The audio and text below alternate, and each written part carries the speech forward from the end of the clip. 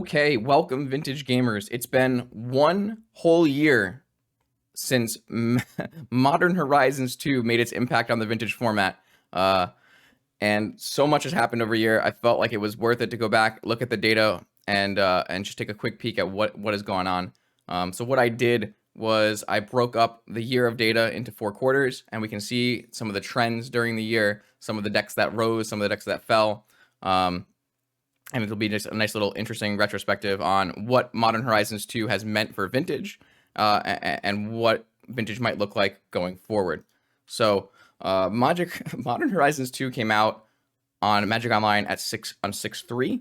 So all of our data, you'll see it all starts at 6.1 and it goes to today. So it's been a full year. During this year, we've recorded 100 vintage challenges, 4 showcases, 3 qualifiers, 3 PTQs, a mana traders, and 3 very large Eternal Weekend events. All of this data was collected by volunteers in the Vintage Discord, who basically stayed after the tournament and watched replays to assign a deck to each player. Over the year, we have 41,000 vintage matches, and the largest event was the Eternal Weekend, the last Eternal Weekend event with over 300 players. So what was in Modern Horizons 2? Well, the big one is Urza Saga. Let's be perfectly frank. Urza Saga has absolutely changed what it means to be playing Vintage. The format definitely has bent around the card, and decks have to have a plan to address Saga, as it's being shown in a large percentage of decks in the metagame. However, it's not just a normal set where, one card changes a lot of Vintage. There are more than 8 cards that are seeing regular Vintage play from Modern Horizons 2. I can't even fit them all on one PowerPoint slide, but some of the big ones are the Fury Elemental Cycle, free pitch spells inside of creatures. You've got the blue-red deck based around Ragavan and Murktide Region. You have a ton of other cards like Dress Down, Timeless Dragon, etc. So the big one, though, is Saga, and I think it's totally reasonable to look at the year as the year of the Saga, and what that means for the decks that existed and the decks that came and were created because of the existence of Urza Saga. So when we're looking at the first quarter of, it's like between 2021 and 2022, starting in June of 2021, 3 months of data, what do we see? Well, we see the decks that can easily take in Urza Saga are the ones that just skyrocket to the top of the standings. So those decks are any variety of Tinker-based decks and the Golos-based Prison Shops deck. And then almost every other non-Saga deck does not adapt right away. There's some amount of time needed to understand, oh, this is what I'm losing to. Oh, what is Saga weak against? And what can I do to combat the metagame as it is? So what I'm going to do is each quarter I'm going to show you the archetype data. So this is the high level. This is the Shops, Bazaar, Deathrite Shaman, Combo, Control, Oath, and Tinker as separated and combined archetypes. So like all the Bazaar decks are in one place. So that would be Dredge, Hollowvine, and Hollowvine and Hogak. But what this does is kind of just gives us a general overview on like what the overall format metagame looks like. And then when you start looking at the actual sub-archetypes, you can see like which decks among those are the ones that are working well. And so when you're looking at the first quarter of data, you're really seeing, it's a field where Tinker is the most played, but the other decks are not that far behind. You're only seeing 20% Tinker. That might seem, weird to other formats, but to Vintage, 20% is totally a normal number. And so you're seeing like a fairly diverse metagame, but a metagame where the Tinker decks are absolutely taking advantage of the existence of Urza Saga to jump to an early lead. I hope this shows up big enough on everyone's screens, but at least on YouTube they can pause and look at it. But what I'm going to do is show you the breakdown right now, and this is the breakdown of all of the data from that section of time. So it's about 10,000 matches, and you can see with the color codes, anything in green is performing, well, usually above 52%, and then everything in red is something that's performing under 50%, and then some of the lighter colors in between are decks that are hovering around that 50%.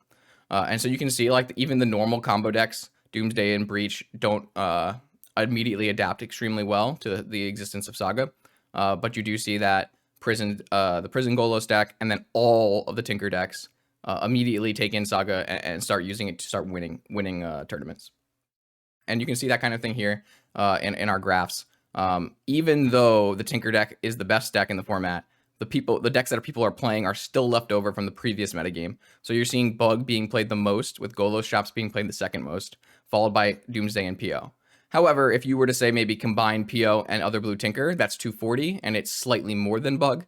But I think the thing to demonstrate here is that people are still playing Bug in a large capacity, as well as Golos, when really what you're looking at here is Tinker and PO decks, and even 8-cast decks jumping ahead of the field and adapting to Saga. When you move into the second 3 months of quarter 2, you actually see the decks start to adapt and change and build plans to beat Saga. This is very apparent in what you see is the Bazaar and combo win rates start shooting up. People are now ready for the Golos Shops deck, and the Golos Shops deck starts to tumble. It's a tumble that the Golos Shops deck will never ever recover from. And to this day, Golos Shops is not considered one of the strongest decks in the format. And you're seeing the Tinker win rates start to come down as people realize Saga exists, it's powerful, and you have to answer it. And so what you see is in the archetypes data, you're seeing still pretty similar numbers. However, you're seeing a lot more Tinker being played. People realize Tinker is the deck that's winning, the deck that's doing well. We should be playing Tinker, and Tinker starts to be played more than the other archetypes. However, even though Tinker is being played the most, it actually starts coming down in win rate as decks like Doomsday, Breach, and Bazaar decks start adapting. And so here you even actually see aggro shops adapting as well and having like a nice win rate, but probably a small play rate. But you're seeing Dredge and Hogak both learning how to beat Urza Saga and having very nice win rates because of it. You're seeing Doomsday and Breach both skyrocket from their around 50% win rates to more like 52.5 and 56. Breach itself is a deck that really takes Saga and utilizes it extremely well. You see some of the other decks that were originally having struggles versus Saga start to adapt and put up good numbers, and then all of the Tinker decks just start to come down to some more normal numbers. Even here, PO 50% and Other Blue Tinker 50%. But the metagame is cyclical. As decks adapt to you, you can adapt to them, and then what you see in the next quarter is Saga. Well, okay, my opponents are doing X, Y, and Z to combat Saga. What can we do to either make our game plan with Saga better or to have alternative game plans in our Saga deck? What you're seeing here, like I said, Breach, Dredge, 8-cast, Doomsday. These are the decks that we're able to capitalize on a kind of a stale Tinker metagame where people are playing the same Tinker deck that is good, but it's vintage. You have an entire card pool to use to attempt, and people like I was using Pernicious Deeds and Oath as a way to counter Saga. You can use Dress Downs, you can use all kinds of different cards that are strong, that wouldn't be super strong in general, but because Saga exists, actually gain strength.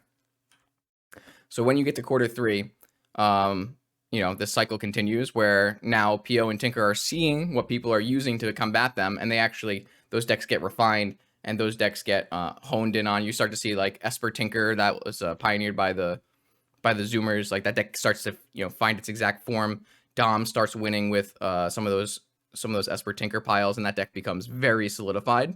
But you also see as the Saga decks continue to rise in meta share, the best way to combat that deck seems to be Hogak. And Hogak separates itself from the other Bazaar decks as the best answer to a Tinker metagame. And you also see, as the Golos decks falls, the Shops players still want to play Shops, and it turns out the best answer to the Tinker metagame is not to play a controlling Shops shell, but to play more of an aggro Shops shell. And so here's what you're looking at. You're actually looking at Tinker around the same percentage of the field as it was before. It's definitely the most played deck in the format, but it's not it's not shooting up past 25%. It's still 23, 24%. But you're seeing the Blue Tinker win rates absolutely adapt to the coming decks.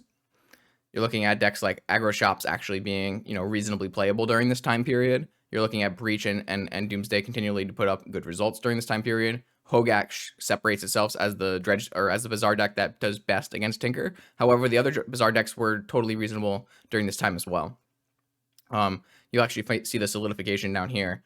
People have abandoned the idea of Witch Tinker, starting to abandon the idea of 8-cast as the Tinker decks solidify into, you know, Esper, Grixis, and PO.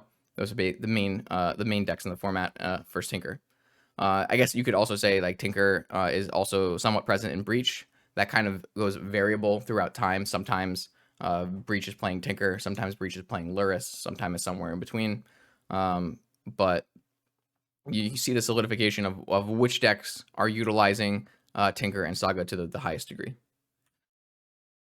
You see that Tinker, other blue Tinker, these Saga-based shells are by far the most played deck during this time period. But you also see that like Shops players are still going to play Shops no matter what. they're gonna play Shops and they're gonna make it work. And here you actually see Shops being the second most played deck throughout Q3, and actually putting up very reasonable numbers. You know, 51.5 is a totally reasonable number to have, and it actually does quite well into this metagame of Tinker and of Dredge and Bug. I think maybe if you're seeing a large amount of Bazaar, then maybe Shops can capitalize on that.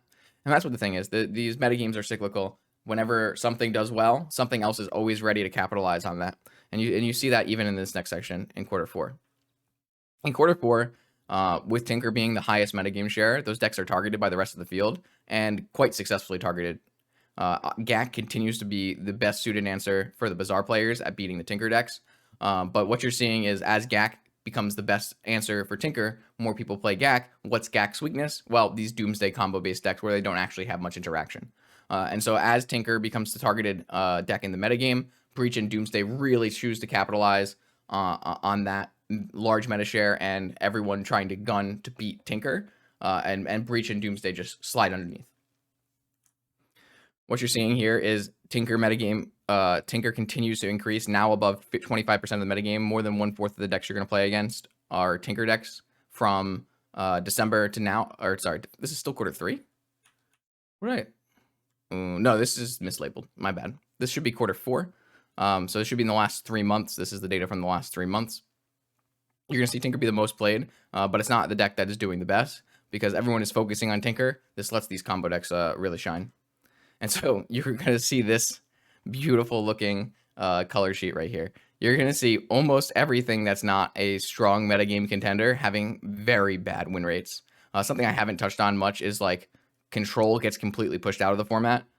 Saga is an extremely strong card against the controlling style decks. You're looking at Rug and Jeskai and those decks. Those decks cannot beat Saga. They have to play Wasteland, and even when they do play Wasteland, it's not really good enough. So what you've seen is Control is being pushed out of the format. You're seeing Shops have an extremely bad time as Hogak continues to rise in popularity. So you're seeing Hogak, Doomsday, Breach, and PO as your top decks. And that's what I've been telling people. You can certainly continue to play the Tinker decks, the Tinker Saga decks. However, everyone knows about the Tinker Saga decks. Everyone is prepared for the Tinker Saga decks. And it's really showing that the other options are stronger. And that's why in like my recent power rankings, you saw me putting Doomsday as the best deck in the format. Sometimes you put like Breach or Hogak next, and then you would play these Esper Tinker decks. Like I absolutely would prefer to play PO over these Esper Tinker decks, and even PO without Saga, because what you're doing is you're bypassing everybody's hate. Everybody's bringing in all of these cards to beat Saga, and you just go, oh, I'm not playing Saga. I don't care, and you win that way. And there's like lots of options in how you deal with this like cyclical cycle of, you know, decks becoming good and decks answering it, and now you can play on those decks. But right now, at the point we're at, is that Tinker Saga is the most played deck. But the decks that are on like level 2, like if you're saying that you're playing GAC to beat Tinker Saga, you're level 1. But the level 2 decks, Doomsday and Breach, beat up on GAC and are still very good against Tinker Saga. So you're seeing this kind of almost a 4-deck metagame where you're seeing Tinker, Breach, Doomsday, and GAC as the 4 main players in Tier 1. And that's how I would look at it. The blue tempo decks, the blue-red decks, and the blue-white decks are, in my mind, Control's answer to a sped-up format. And so because Saga has pushed true Control decks out of the format, those players are now adapting by playing a more tempo-based Wasteland strategy, deck cards like Ragavan and Murktide, or Shredder and Stoneforge Mystic.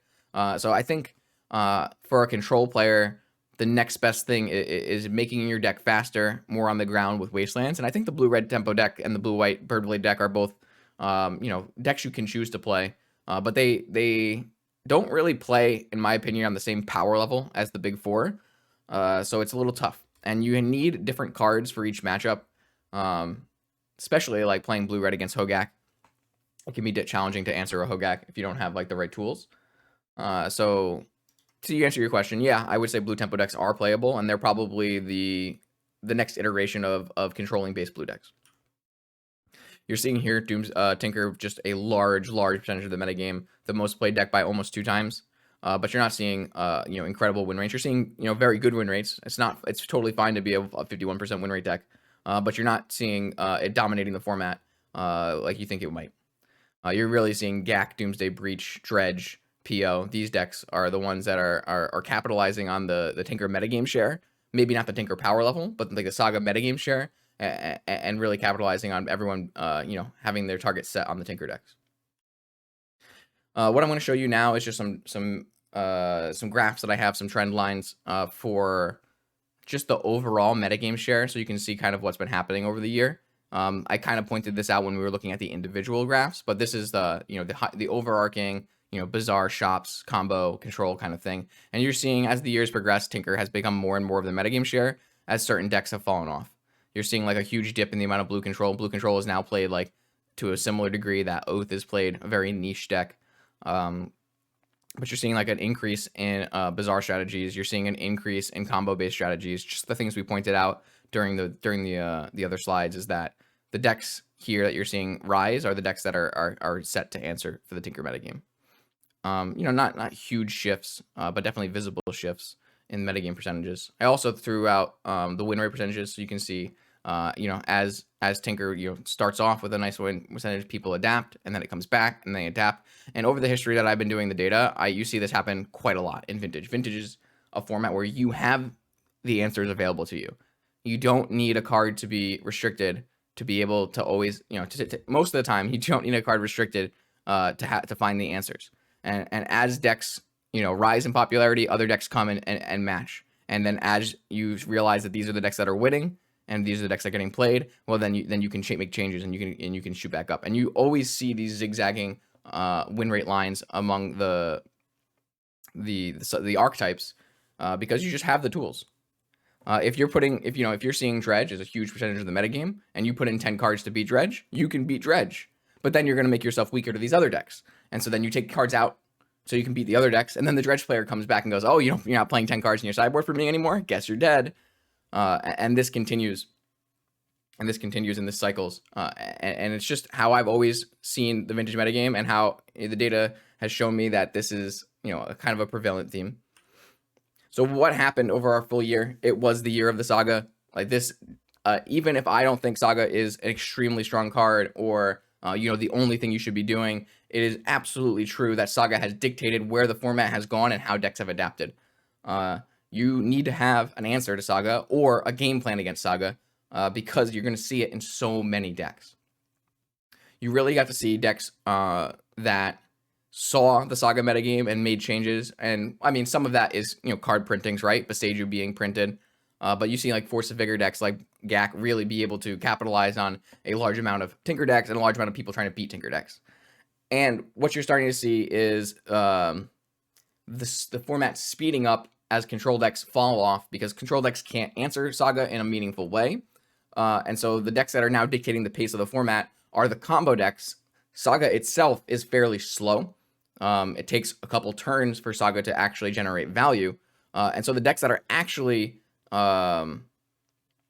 dictating format pace are the decks that are beating Saga before Saga comes to fruition. So these are the Doomsday decks that are killing you on turn 1, the PO decks that are killing you on turn 1, the Breach decks that are killing you, very soon. And so those decks are actually dictating the format pace, and that's why you're seeing the control decks, become more of tempo decks. It's just a normal cycle in what I'm looking at. So what I'm going to do here is just do a little fun thing. Because I have access to this data, I get to see how people are doing and which people are playing. And I thought it'd be nice to just take a look at the top 10 players on Magic Online and Vintage, and just give everybody a shout out who played a bunch of Vintage this year, or people who did very well in Vintage this year. So I'm going to look at some of the top players on Magic Online. These are names that you want to keep an eye out for in the deck list published. These are names that know what they're talking about, know what they're doing, and play a lot of Vintage. So what we have, oh, I'm too soon. I haven't given a PowerPoint presentation in a long time. This is your full year data. We'll do that after we look at the whole year data. And so if you look at the full year data, it actually paints a really weird picture. Mostly the reason that it's weird is because of Golo shops. Golo shops was an extremely high play percentage in the first quarter of the year and then fell off super hard. And so the numbers look all weird when you start to look at the full year total. You're seeing, reasonable win rates, normal 50% win rates for the shop stacks, but you're seeing, GAC has had the best time dealing with Saga over the year. Breach and Doomsday are excelling. You're seeing these other Deathrite Shaman decks pop up. These are like the standstill decks. This is kind of like a new ground. People are trying to make a control deck that actively attacks Saga, and these other Deathrite Shaman decks typically do that by playing things like Beseiju, by playing Force of Vigor, by playing Wasteland. So this is like a new ground people are trying to iterate on. And then you're seeing that all the Tinker decks have had a great year, obviously. And the deck that actually performed the best over the whole year are these Breach variants. It's really hard to nail down Breach because to this day, people have still not decided what is the best way to build Breach. There's a lot of iteration and a lot of changes happening inside the Breach decks. Just this weekend, like a 4 Consider Breach list. They played 4 Consider in their Breach list, and that actually won one of the events this weekend. And that's something that you wouldn't have seen even a month ago. So lots of things are happening right now in the format and of the decks that that are popping up. You can see Tinker Saga decks did become the most played deck over the course of the year, but you're seeing these super high numbers of Bug and Prison Shops when, if you look in just Q4, the number of people playing Bug and Prison Shops is very low. But because Bug and Prison Shops were played so much at the beginning of Q1, they actually have this kind of held out inside of the data, which is why you might not want to look at the whole year of data. You might want to look at just the last 2 quarters or maybe the last quarter to tell you a more accurate picture. If you look at the whole year of data, you could think, oh man, maybe Bug or Prison Shops is totally fine. But then if you look recently, maybe it's not at the best place it actually should be. So you kind of need to keep that in mind when you're looking at the data and which section of the data you're looking at.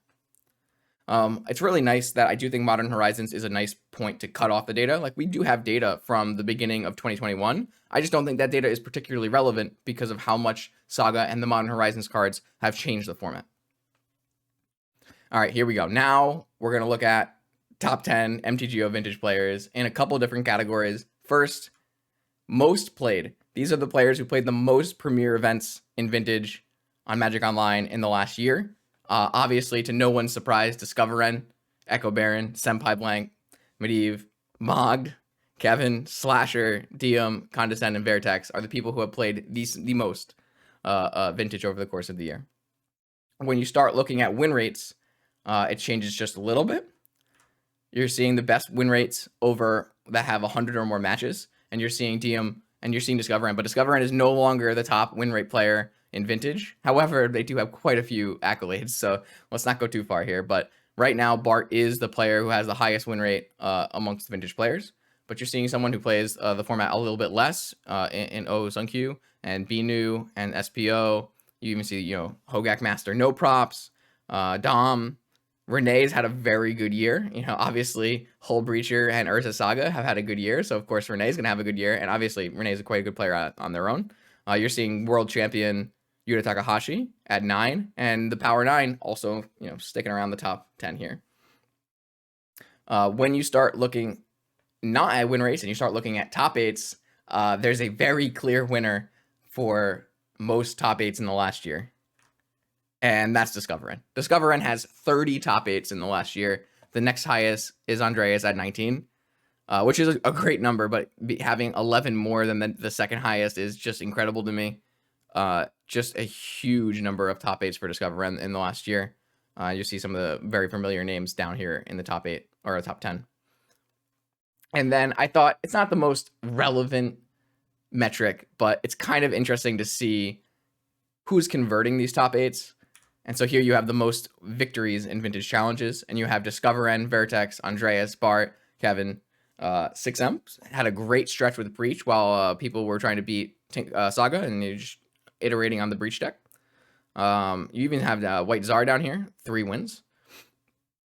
Even SO6S063.